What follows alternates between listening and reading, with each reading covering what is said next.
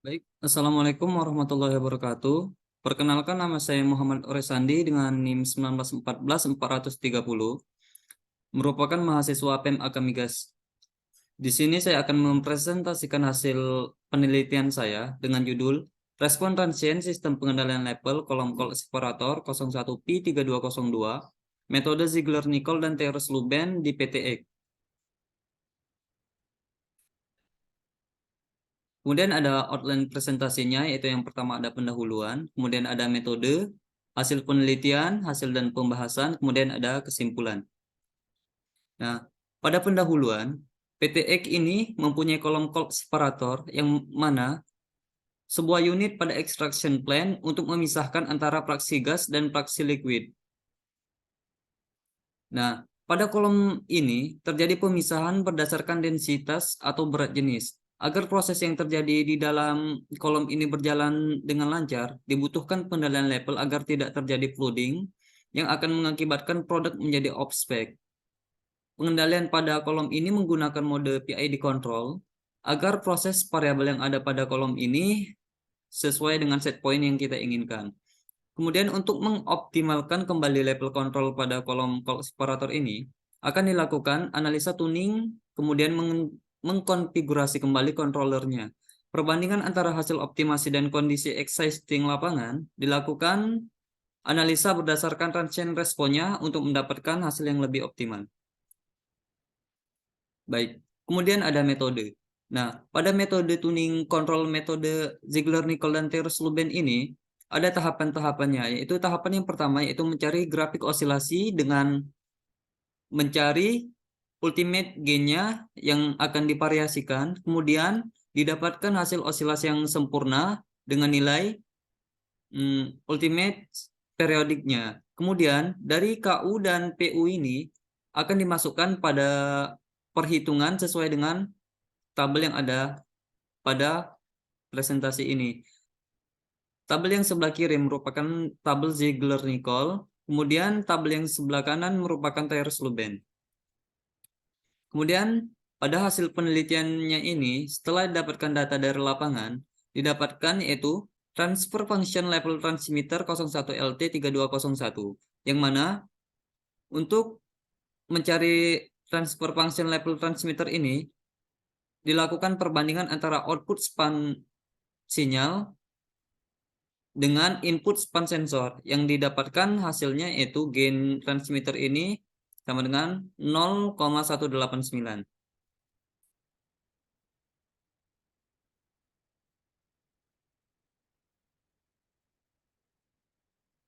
Nah, kemudian ada transfer function level indikator controllernya yaitu dengan P2.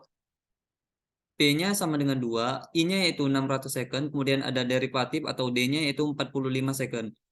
Didapatkan sesuai dengan rumus controller yaitu KP sama dengan KP 1 ditambah 1 per tau IS ditambah tau DS. Didapatkan hasil gain controllernya yaitu 90 S pangkat 2 ditambah S ditambah 2S ditambah 0,00333 per S. Gambar ini merupakan gambar dari gain reset rate-nya dari kondisi lapangan pada plan X. Nah, kemudian mencari transfer function level control valve-nya, yaitu yang pertama yaitu mencari gain I2P converter-nya dengan membandingkan sinyal keluaran dan sinyal masukannya. Didapatkan hasil gain-nya yaitu 0,75. Kemudian ada gain actuator control valve-nya yang didapatkan melalui pergeseran stroke valve dibagi dengan sinyal keluaran masukan aktuator yang hasilnya yaitu 1,0769. Kemudian mencari transfer function level control valve ini. Yang ketiga tahapannya itu ada gain body valve dengan rumus 1 dibagi tau S ditambah 1. Persamaan mencari time constantnya yaitu T sama dengan 63,2% dikali 1,2 second, yaitu time stroke-nya didapatkan hasil 0,79 second, sehingga untuk gain control valve-nya dengan nilai 0,876 per 0,79 S ditambah 1. Kemudian mencari gain proses. Mencari gain proses ini dilakukan bump test pada lapangan.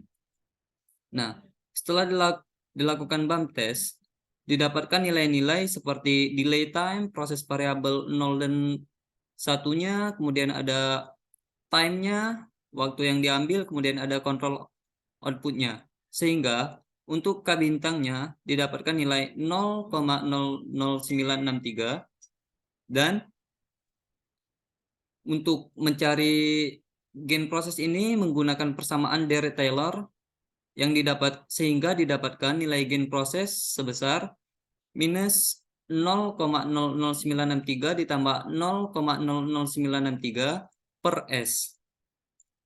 Nah, dari beberapa transfer function yang telah kita hitung berdasarkan pendekatan matematis secara teori, yaitu dimasukkan pada blok diagram closed loop.